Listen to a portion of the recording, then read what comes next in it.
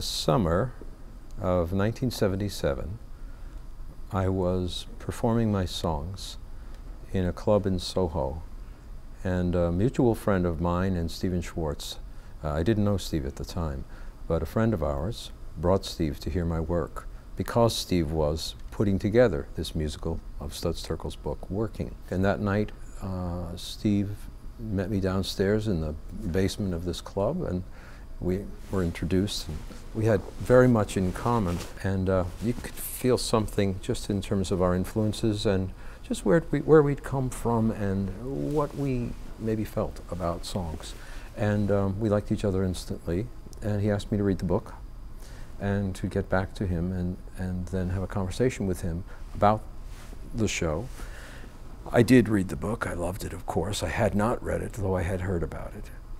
And we went from there. I would say Mike, the steelworker. I think his, it's why he brackets the show. His eloquence is he's a poet, and I think in so many of Studs' characters, there's a poet's heart just aching to be heard, and somehow in Mike, the steelworker, it's not just the poet's heart, but actually his way of expressing himself that comes forward. And one of the beauties of Terkel is that they needn't have the way with words to have that poetry come forward, but to have it coupled with a way with words, which Mike has, is very compelling. What they're speaking about is timeless.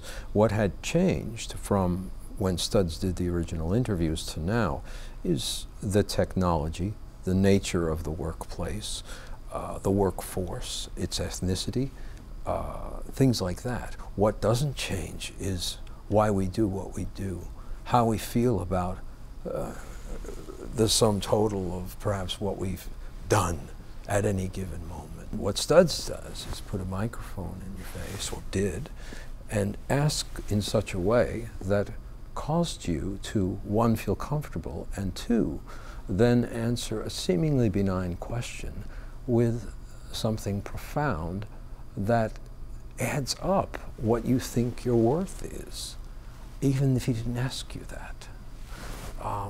That's why it's relevant.